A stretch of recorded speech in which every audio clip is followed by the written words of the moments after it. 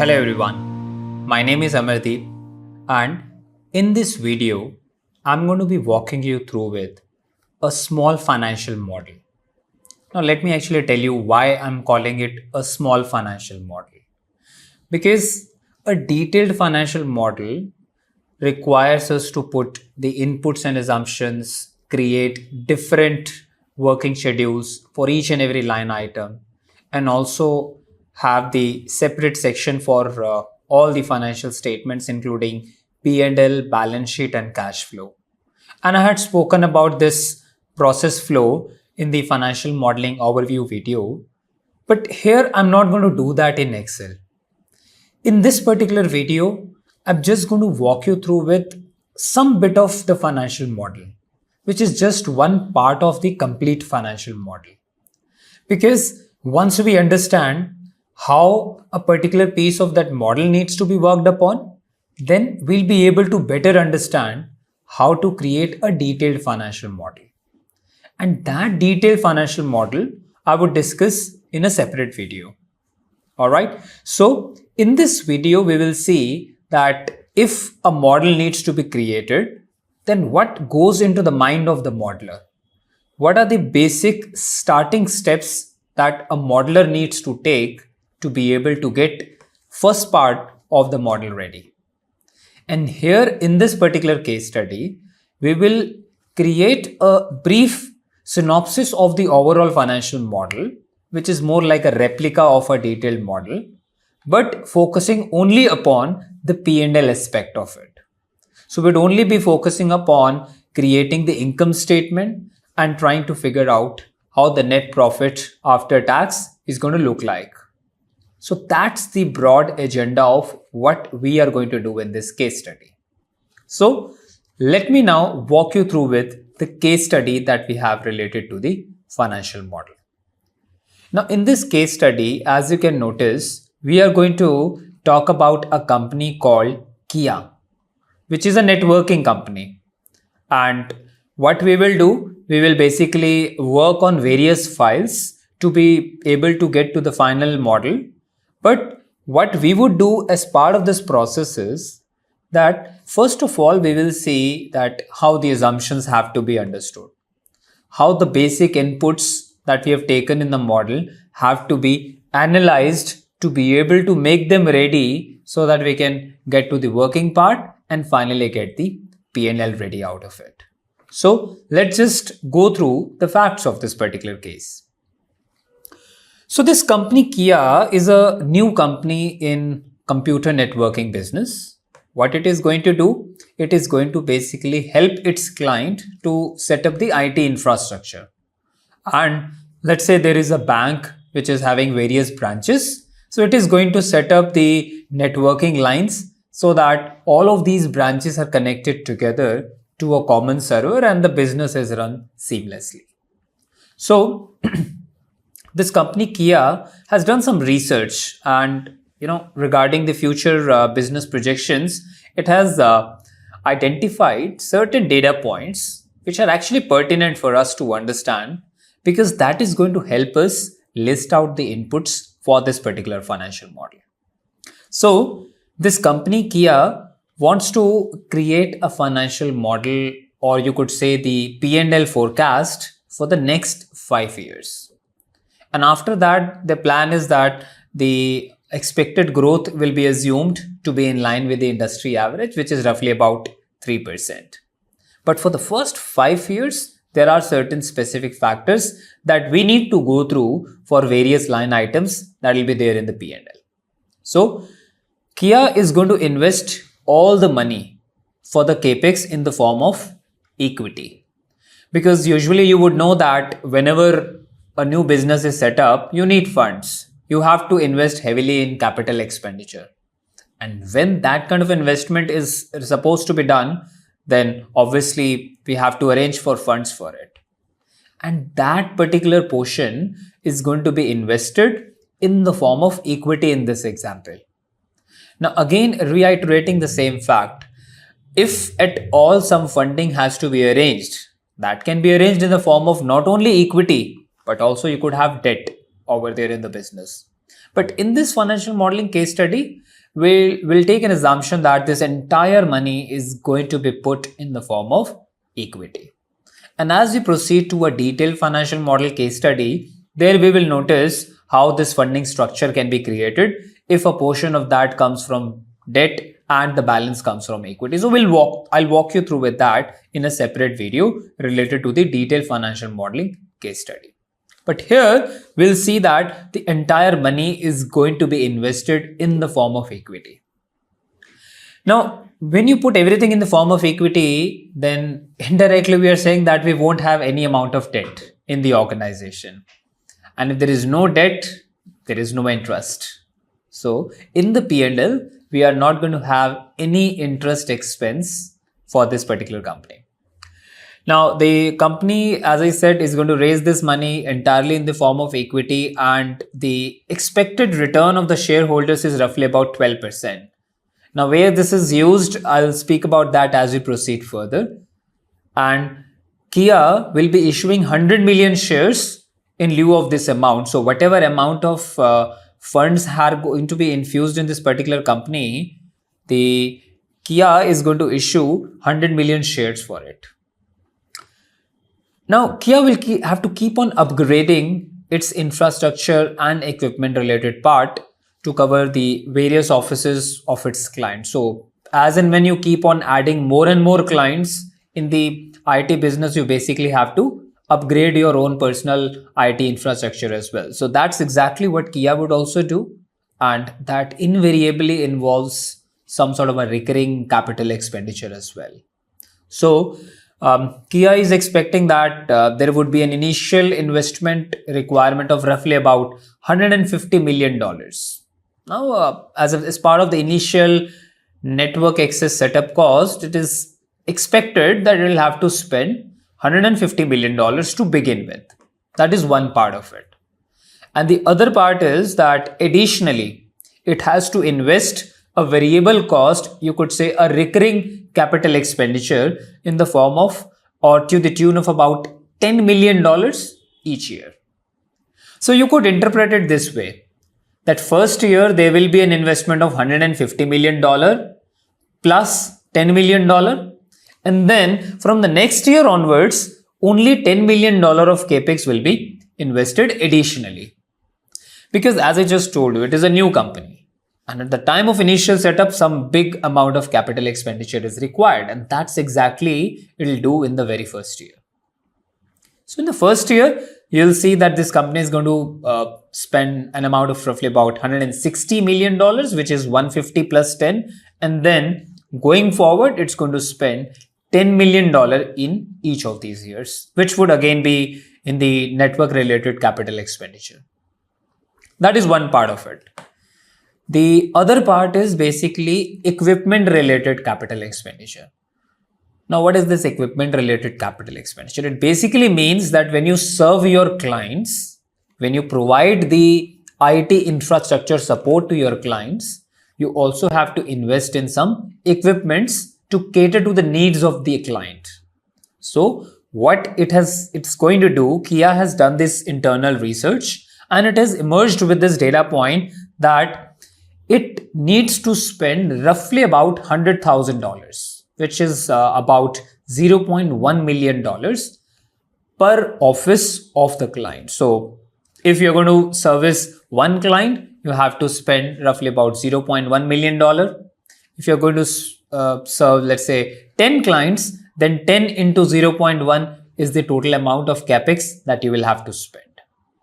So basically, as and when you are going to add the client to your business, you'll have to spend this particular equipment related capital expenditure. So we'll see that as we proceed ahead. Now, initially, this company Kia has won a tender of 100 branches of a bank. And to begin with, what it is going to do, that particular bank who has given the contract to Kia is saying that it needs support in terms of setting up a VPN, or you could say laying out a proper network infrastructure to connect its 100 branches. So all of those 100 branches have to be integrated together, and Kia is going to do that business. And As part of the future plan, it expects that this business is expected to grow at a rate of about 30% for the first 5 years. So for the first 5 years, it believes that it will be able to grow its client base to the extent of about 30%.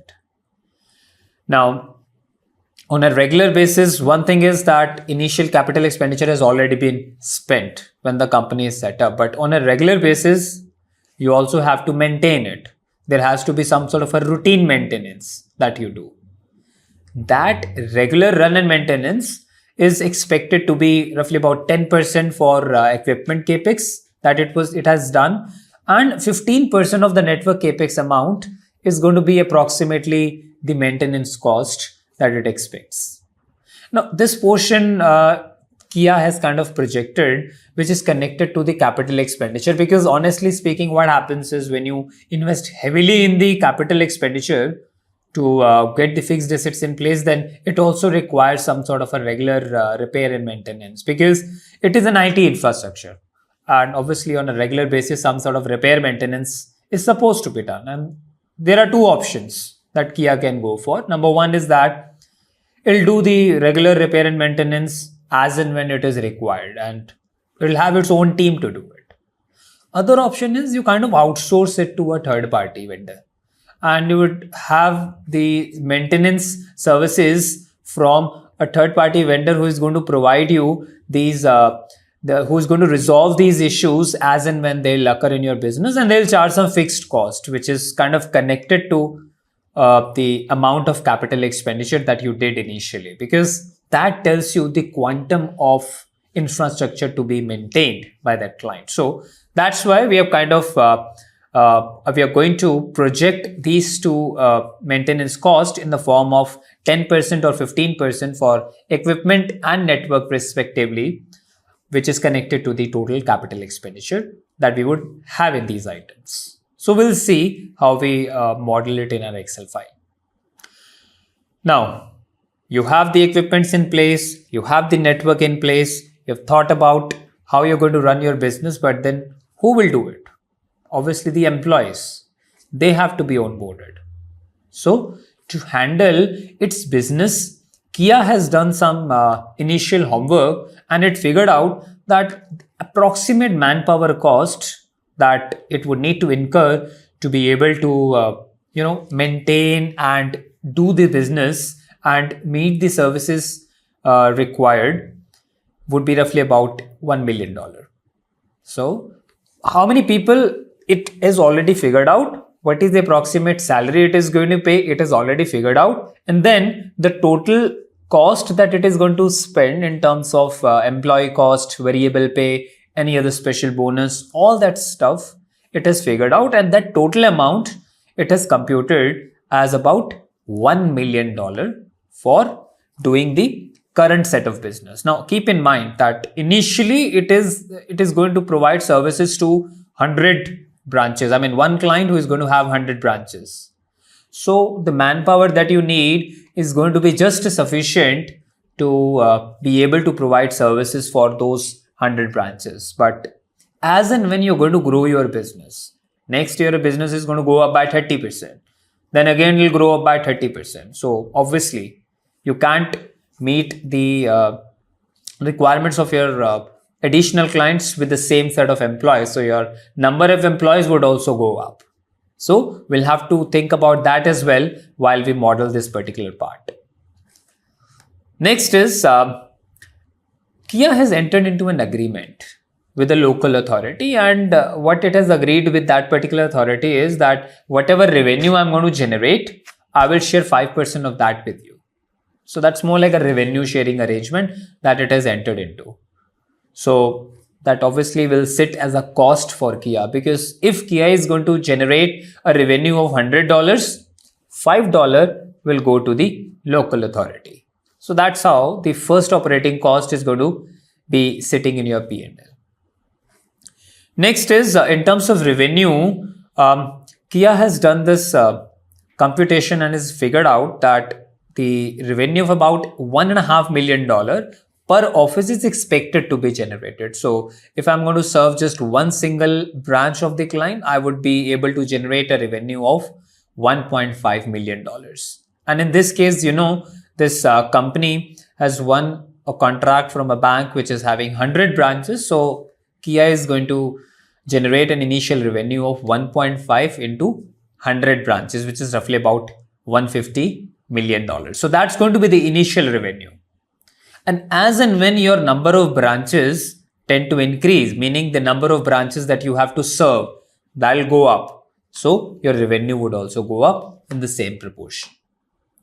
Now this base revenue per office, you might want to model some sort of increase in this, but in order to remain competitive, Kia has decided that we are new in the market and we would like to capture more and more market share. So we are not going to increase this revenue in line with inflation. So we'll keep it constant, which means that even in the next 5 years, after 4 years or after 5 years, I would still be having the same revenue per office. That revenue will go up if the number of offices that I'm going to serve will go up. But on a per office basis, that's not going to go up. We will maintain that competitive pricing in the market to gain good market share in the industry. All right. So the tax slab applicable for this country is about 30%, and we are going to model the depreciation by taking 10% rate of depreciation on the network capex and equipment capex. Now let's just proceed to the Excel file. Let's open version number 1 of the IT Telecom financial model, and there we'll see how we can get started with the financial model for Kia's business plan. All right, let's go to the version number 1 of Excel.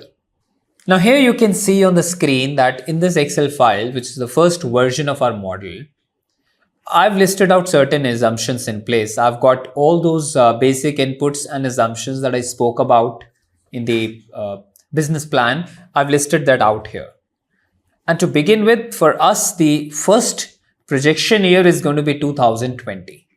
And then we are going to have the financial model created for the next 5 years, which is all the way up to 2024. So for us, the important part is that the projections are going to be prepared for 5 years in this case. And this is something which is a personal prerogative of the financial modeler, or maybe the client who is looking to get this model. Because you can have 1 year model as well. You can have 5-year models. You can have 10 years model. So it is your personal requirement, as in how many years you would like to have in place in the financial model. So in this case, Kia is going to have a financial model in place for the next 5 years. But just keep in mind one thing. Modeling is all about future projections. And if I am running this business, I can be a little sure about what I would do in the current year or the next year. But I can't be too sure what I will do 2 years down the line, 3 years down the line, or maybe 5 years down the line. That is just an assumption that this is what I will do. This is what is expected to happen to my business. This is what I expect in terms of the cost. But I can never be 100% sure about it.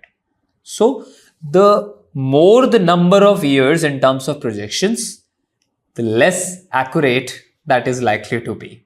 And that's actually true, because the level of accuracy tends to go down if you increase the number of years. Now, you might have a good amount of accuracy for the first year. In fact, you might want to have a monthly model for the first year, because you can do that planning precisely on a monthly basis for the upcoming year.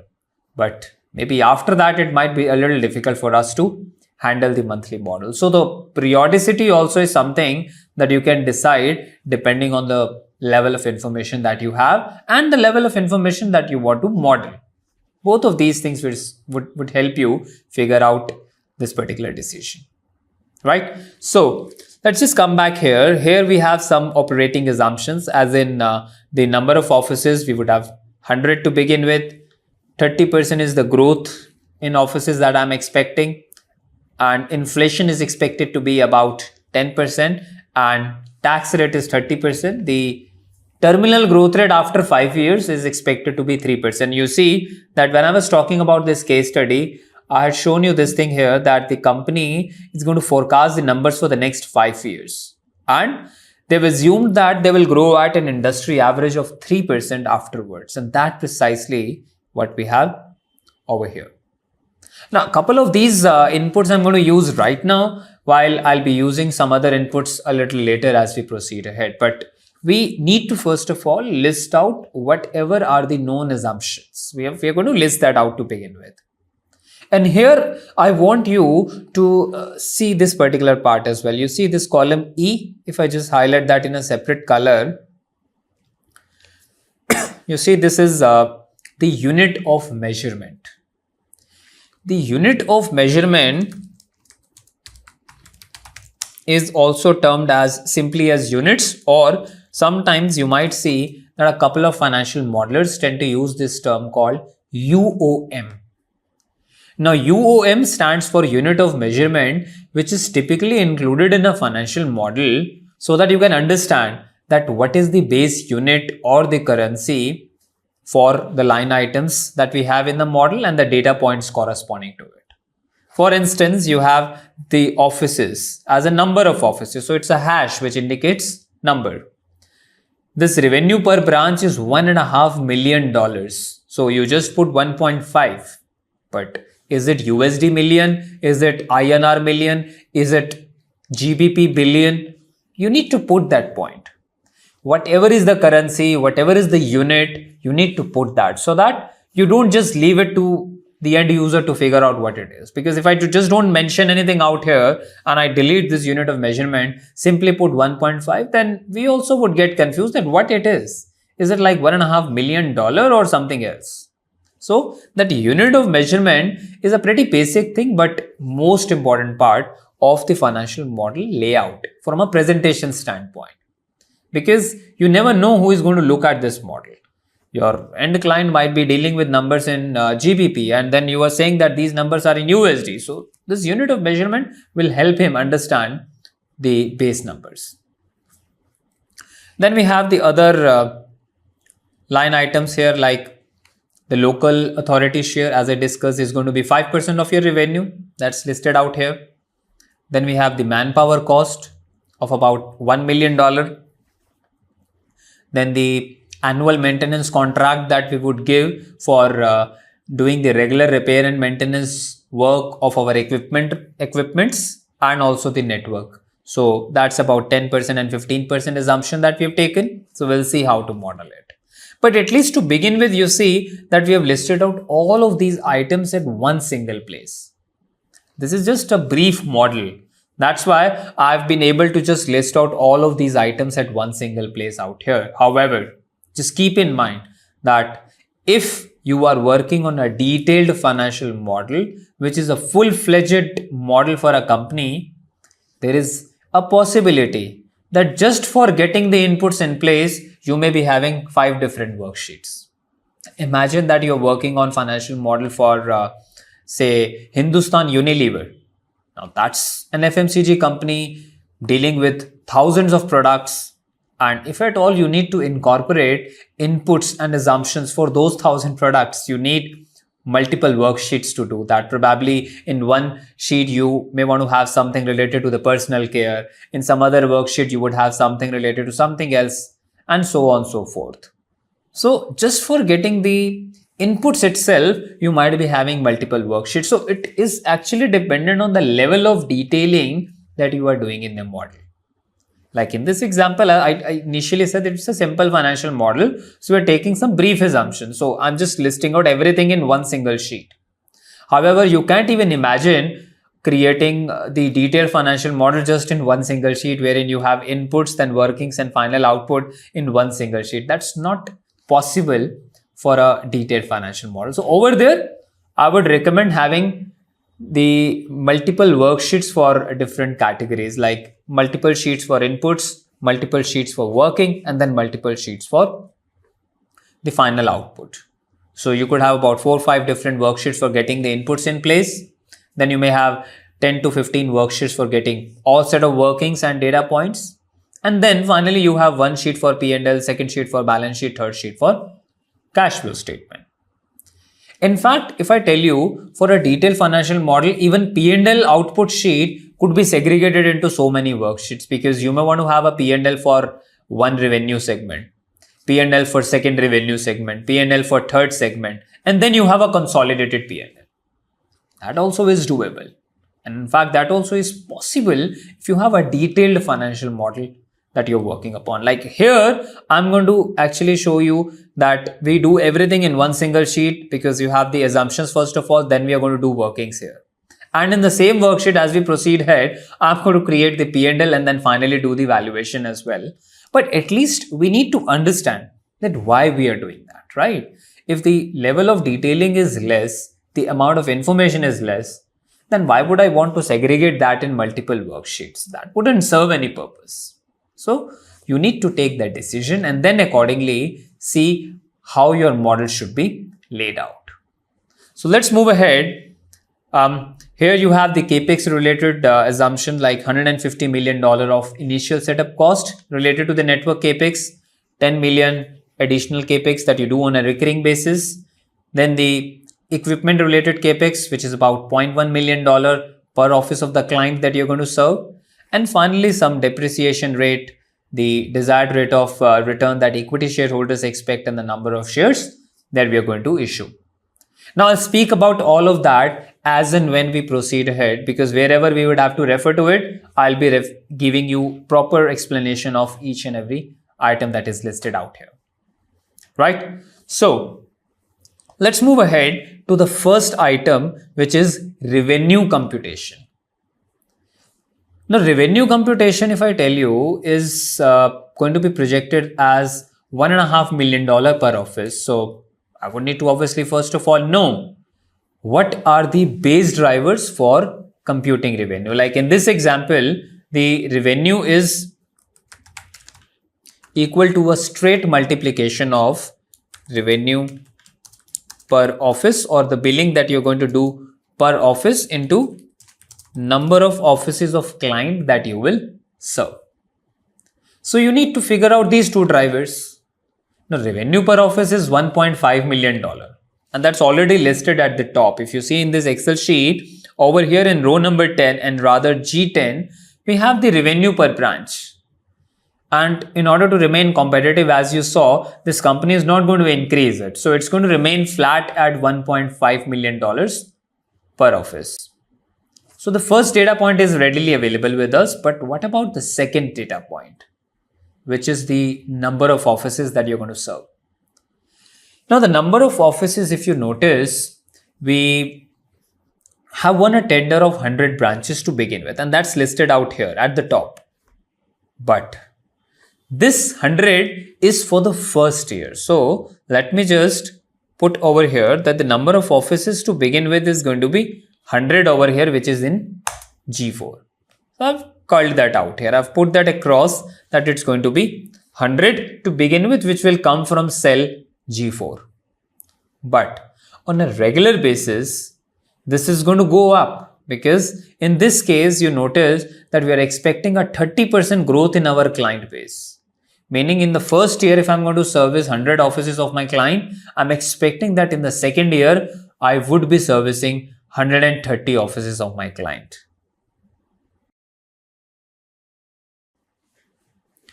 So from the next year onwards, I would need to capture that 30%. So what I'll do, I'll take the previous year number 100 plus 30% of 100, I'm going to take on this. Now, over here, if I have to take 30% growth, I would need to do two things. Number one, what is the last year number, which is 100 in this case? That's going to be the base, plus 30% growth over this. So plus 30% of, which is given in the cell G5, 30% of 100. So you again take what was the number of offices that you had in the previous year. So 100 plus 30% of 100 is going to give you the total number of offices that I'm expecting to have in the second year. But if you just go back and check this formula, what we are doing, we are taking 100 plus 30% of 100. There are two things that I need to change in this formula, or I can rather change. So one thing is that I'm referring to cell G26 two times. Can I do something about it so that I don't have to refer to it two times? Because right now what is happening, I'm saying the current year number is equal to previous year number plus growth percentage applied on previous year number. So what we are doing, we're taking previous year number plus growth percentage being applied on previous year number. Now, if I have to just change this reference to the previous number just once instead of referring it 2 times, what can I do? I can say that take this previous year out. So current year number is going to be previous year number. Take this out. And when you take something out, the basic mathematics rule is that you put a multiplication and then put a bracket and say, what are you left with? It is previous year plus growth into previous year. So when you take this previous year out, you aren't left with anything. You just put 1 because you've taken that common, right? You've taken that out. Plus, in the second part of this formula, you have the growth percentage. That is still there in this. So I've put that across. But the second portion, which is previous year, I've already taken that out. So I don't have anything in the bracket left out here. So I kind of close the bracket, and this is something which is a shorter way of writing the same thing. So that is the first change I'm going to do in this, because honestly this formula is not a problem for us. This formula is working fine, but we should try and take something common if it is getting repeated. It doesn't make sense for us to write that again and again. So I'm going to take that cell just once, which is my previous year, multiply by 1 plus 30% growth. So 30% growth is given out here in the cell G5. So I've called that value from G5. That is the point number 1 which we have handled now. The point number 2 over here is that I have to kind of copy and paste this formula on the right hand side as well. And every time I go on the right hand side, I have a fixed growth rate of 30%. If I had a varying growth rate of 20, 30, 40%, something like that, then I would have written those growth rates individually in the row number 5. Because right now you see the growth in offices is being shown as 30%. So I would have got the same percentage in the entire row. But here I've got just 130% written in the first cell, which is G5. And I want to refer to it every time I go on the right hand side. So I'm going to fix it. And when you fix it, it remains constant. And when you go on the right hand side, it is not going to change. So this is the second change that we have done in this formula now. So this gives us the final result that we are taking the previous year number, multiply by 1 plus growth rate. And that growth rate has been fixed. And now you can drag this formula on the right hand side. Now look at this. When I drag it on the right hand side, I get this result, which is 169 offices in the third year, 219.7 offices in the fourth year, and 285.6 offices in the fifth year. Now that obviously does not make sense, because you can't have number of offices in decimal. You can have 169 offices, which is fine, and then you can have 219 offices or 220 offices, but you can't have 219.7. So what you need to do is you have to round it off. Now you have a choice, because in terms of rounding, you can do a rounding off, you can do a round down, or you can do a round up. It is your choice. I mean, you could just simply do a round off. But when you do a round off, then 219.7 is going to go up to about 220. So you need to take that call whether you are looking to round it off to 220 or you just want to take 219. So you have to take this decision. Okay. So in this case, I'm going to wrap this formula within the round down function. But as I told you, you have a choice. You can use round function. You can use round up function depending on whatever you wish to do in this particular case. I am going to put the round down function here. So you see, I'm going to put equal to round down, open the bracket and put the original formula which was already here. And after you have done this, comma 0. 0 because the number of decimal places that I want to have in this final result is kind of 0. So I'm putting the number of digits as 0. So I want to round down each of these values and the number of decimal places should be 0, so that the answer now is 130, 169, 219. So earlier it was 219.7 and now it is 219, and this is 284. So this is how we have been able to actually make sure that the number of offices would be an absolute number and there is no decimal value out here. Right? So let me just show you the formula here. If I just put the formula text here, that shows us the formula written in the cell H26, which is previous year number into 1 plus growth and wrapping that within the round down function. All right. So that's the first part. That's something which is related to the revenue. Now comes the next one. But now revenue working is done. What I'm going to do, as I showed you before, that revenue number is going to be the revenue per office, which is $1.5 million into number of offices. So I have 1.5 at the top and I also have the number of offices here in row number 26. So we can just multiply these two together to compute revenue.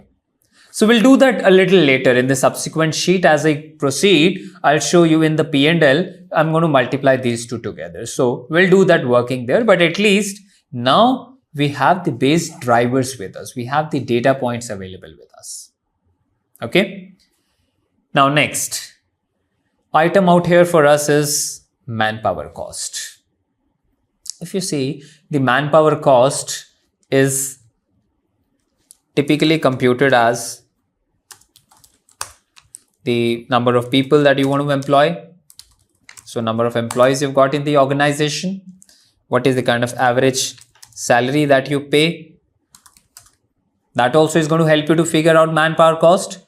Are there any additional fringe and benefits that you give to employee? It could be some sort of a leave encashment. You are having some end of service benefits. You're having some variable pay in the form of bonus, right? All of that stuff would be captured in fringe.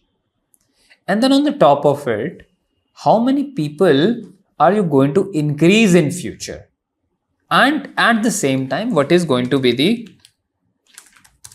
annual increments that you will give to your employees? Because if you are hiring an employee at a base cost of say $10,000 per annum, then obviously in the next year you may have to give some sort of increment. So are you going to capture that increment? If yes, then that increment also needs to be part of your base driver.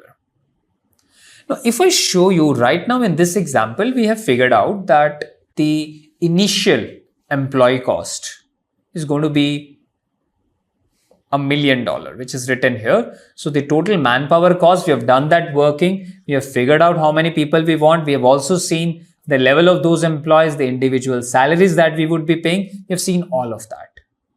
And when you multiply these together, you will be able to figure out the total manpower cost. Right? Now that's something which is available here.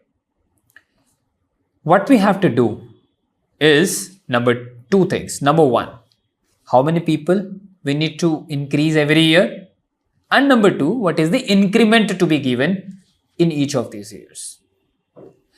Now, in terms of number of people to increase in future, just park that point for now, because right now I just want to focus upon the manpower cost for the current set of people. So if you see, for the current set of employees, we've already figured out the cost is going to be $1 million. So we've already got that here in the first cell from G13.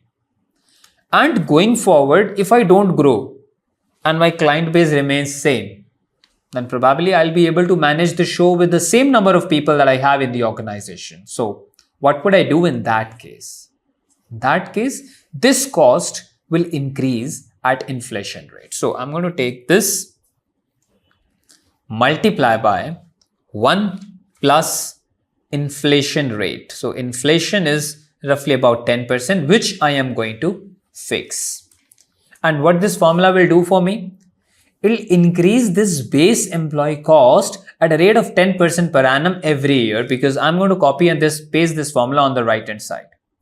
So what happens is that if you don't grow, if you continue to serve the same number of offices, then you don't have to increase your headcount.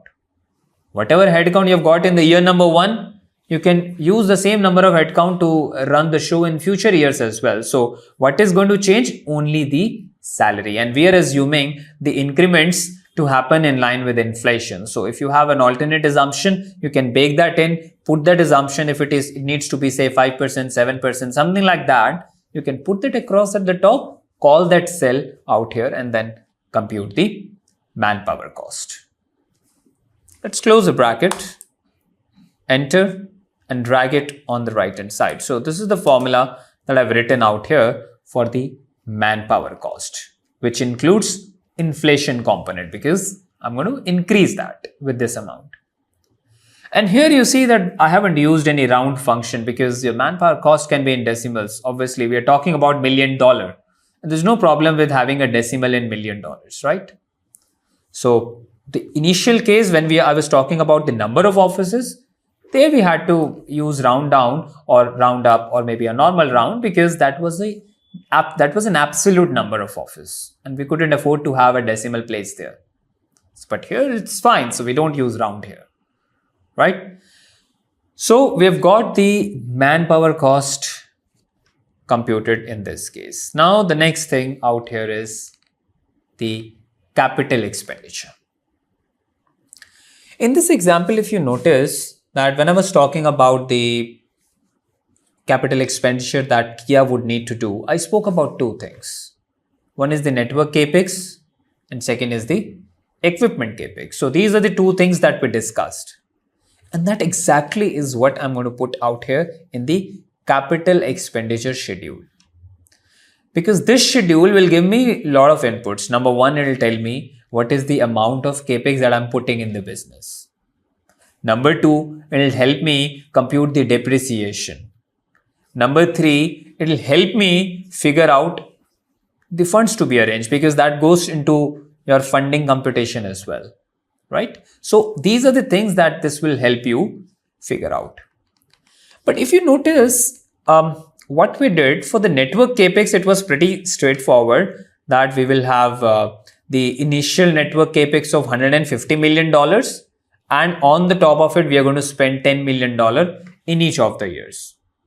But for the equipment capex, we have been given the capital expenditure of $0.1 million per office, which means we need to figure out how many branches we are going to add in each of the years, so that we have to identify the additional equipment capex to be spent. So if I just bring you back here, what we'll have to do, we would need to figure out the additional branches that we are going to set up. Now here you see in the row number 26, when I was talking about total number of offices that we expect to serve, we already computed the total branches, but the equipment capex is not a regular thing that I will spend on a branch which I'm already servicing right now. So here I need to focus on the new branches that I'm going to service in future. So that only would entail the equipment capex. So to be able to compute the additional capex, we have to find out the delta of the current year and the previous year. So what it means is, in the first year, you see, I have 100 branches. So I would do a minus previous year. In this case, obviously the previous year was nothing. So you might say that, why are we even writing this formula? Because it's going to remain 100. There was nothing in the previous year, which is fine. But at least this formula will help me to copy and paste on the right hand side as well. Because now what is going to happen when I copy and paste this formula on the right hand side, you see in 2021, it is picking the logic as 130 offices in 21 minus 100 offices in 20, which means that we are going to add 30 offices in 2021, and this portion of 30 office is going to attract the equipment capex. All right, so this is how we can compute the equipment related capex to be computed on new branches being added in each of the year. But one thing is important, not just the number of branches. The important point over here is that the capital expenditure is a dollar spent. We are doing a planning today. We are saying that today, if I set up and I'm going to service 100 branches, then it's going to cost me about $0.1 million per branch. But it's not going to be the same cost 5 years from now. Maybe in 2024, when you're going to add 65 new offices, then probably this cost per office that you would have to incur on the equipment capex would also go up. And because of the normal price increase in the market, the regular inflation that you see, this cost obviously is going to shoot up. So what we need to do, the equipment capex in this example is dependent not only on the additional branches added in a year, but also dependent on, because you need to multiply that with equipment capex per office. So it is also dependent on equipment related capex per office in that particular year. So to begin with, if it is 0.1, obviously going forward, it could be 0.15 as well. So we need to figure that out.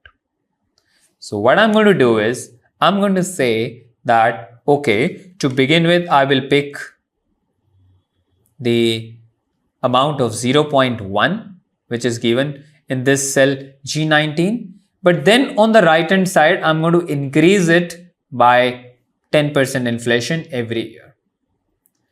Now, when I was talking about the financial modeling overview topic, I had discussed a couple of best practices, wherein one best practice was that to the extent possible, we should try and write the same formula, the consistent formula across the row. But here, if I just pick 0.1 and then I kind of apply a different formula in the second year, then it means we are not applying that logic totally. But, I leave it to you. Sometimes incorporating that single formula means some detailed logic, but here we have to, take that decision. So I've already shown you here that when I was picking the manpower cost, I picked one formula in the first year, which is 2020, and I picked a different formula from second year onwards.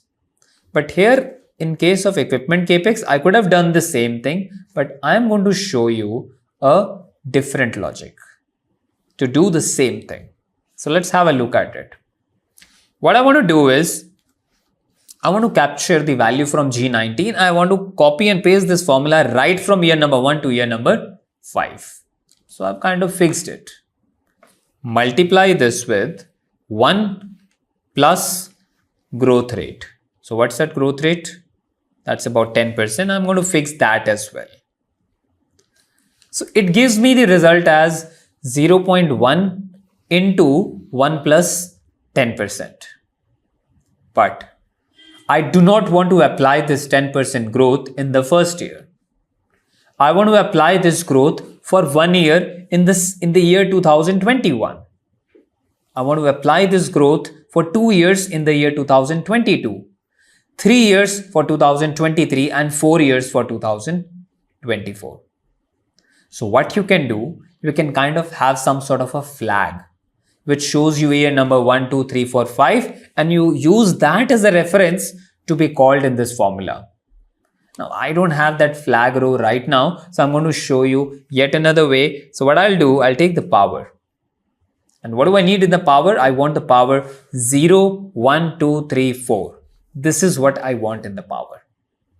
So what I'm going to do here is the year number 2020 minus 2020, but fix that second portion.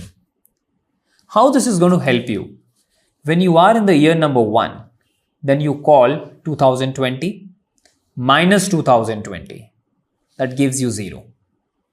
Power 0 means growth is not going to be applied and it remains the same number, which is $0.1 million. However, when you go on the right hand side, let me show that formula to you. When I go on the right hand side, over here, it shows that it's picking $0.1 million into 1 plus 10% power 21 minus 20. That becomes 1. So the 10% growth is applied for 1 year. When you go on the right hand side for 2022, it picks 2022 minus 2020. That gives you power 2. And last year, which is 2024 minus 2020, that gives you 4, which is the 10% growth rate applied for 4 years. And that exactly is what we are looking for. Because if I show this computation to you manually, it is exactly the same. You see over here, if I take this number into 1 plus 10%, right? You fix it. And then you kind of copy and paste this formula on the right hand side. You see, it gives you exactly the same result. Let me just show you up to 2 decimal places. You compare the result in this row with this one. You see, it's exactly the same. There is no difference. However, this one is pretty simple. We picked the previous year into 1 plus growth and it worked the same way as this detailed elaborative formula worked. Exactly the same way. Because the logic is the first year shouldn't have a growth, the second year should have a growth for 1 year, third year should have a growth for 2 years, and so on, so forth. And that's something which I got with the help of the second reference that I gave here, and I fixed that by using the dollar sign, right? So the first one, which is G1, that is relative, and the second G1 is fixed. So when you go on the right hand side, the second always remains fixed, which is 2020, and the first keeps on changing. And that is the precise reason on the right hand side for 2024. It picks K1, which is 2024, minus G1, which is 2020. So that gives you 4 and applies the 10% growth rate for 4 years. So this is something that I wanted to show you so that we align to the best practice also. Now in bigger models, obviously this technique is pretty useful. So you can think about employing some bit of formula like this as well. Now I wouldn't say this is too complicated, but in case the logic was pretty big, then I would have thought of splitting that in multiple rows and then calling it at one single place, right? So this completes the base data point for us that we need for equipment capex. Next thing that I want to show you is, and then we will conclude this particular sheet, is the network related capex. And for the network related capex, what we need to do, as I showed you over here, that we will be spending an initial network related capex of $150 million plus $10 million in each of these years. So I'll come back here. We have that $150 million included in row number 17, which is the initial setup cost of a network. And then I've got the $10 million additional network capex per year. But again, keep in mind the logic that I discussed for the equipment capex obviously applies for the network capex also. That as you go ahead, this cost obviously shoots up in line with inflation. So I've already discussed that logic with you. So have a look at this. How it works is that I will pick, first of all, without inflation. So without inflation, it is equal to 150 plus 10. Because, 150 is applicable only for the first year. And that $10 million we have to spend every year. So including the year number 1 itself, right? So it becomes 160 in the first year and then $10 million each in the next 4 years as well, right? So I can't simply put G17 plus G18 here because as I go on the right hand side, there is nothing in the subsequent years. So I would need to think about fixing a portion of that. And here I will fix only G18. You know why? Because G17 is the initial capex. And I don't want to fix it. I want to just keep it in the very first year. And when you go on the right hand side, this will refer to a blank cell and hence it is going to be automatically eliminated. So you fix only the $10 million number which needs to be spent in each of these years. All right. So let us copy and paste this formula on the right hand side and see how it works. The first year shows you 150 plus 10, which is 160. The second year takes H17 plus the same G18 because I kind of fixed that by using the dollar sign. So it picks that $10 million here. Third year also it picks $10 million. Fourth year also it picks $10 million. And fifth year also it picks the $10 million. So this gives us the base numbers that we have to spend on network related capital expenditure.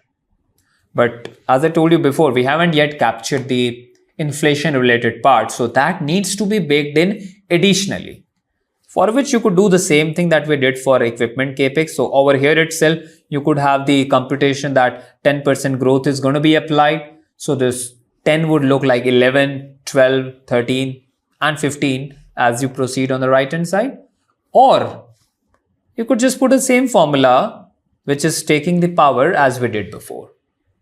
So what we have to do over there is that we need to think about which logic you want to incorporate. So I've included that formula here and I'm going to put exactly the same logic for this as well. But in this case, I've got the base figures already computed in row number 31. So I'll call it from there, which is without inflation. On the top of it, I'm going to apply the inflation. So you pick that base value from G31 into 1 plus growth rate, which is there in G6. Remember to fix that by using the dollar sign. Close the bracket, power 0, 1, 2, 3, 4. And how we got that before? We took the year number, which is the current year number, minus the first year number, which is going to be fixed. So it takes 2020 minus 2020, which gives you 0. When you go on the right hand side, it takes 2021 minus 2020, which gives you 1, and so on and so forth. So you kind of close this bracket, enter, and you have the results here. So what it gives you is 160 to begin with. Obviously, that's the first year. There is no inflation to be applied there. But over here, on the $10 million, 1 year inflation is going to be applied. Third year, 2022, 2-year inflation is going to be applied because you applied that 10% growth rate for 2 years. Same thing out here in 23, you applied for 3 years. And finally, you applied for 4 years in the 2024 year number. So now we have got the base parameters in place that we need to use for creating the P&L for Kia. So we computed the total number of offices that we would be servicing. We also figured out what it translates to in terms of the additional branches which we are going to add in each of these years. And we also saw that how the manpower cost is going to go up in line with inflation if we have to run the show with the same number of people. And finally, the capital expenditure related part on the network capex and equipment capex.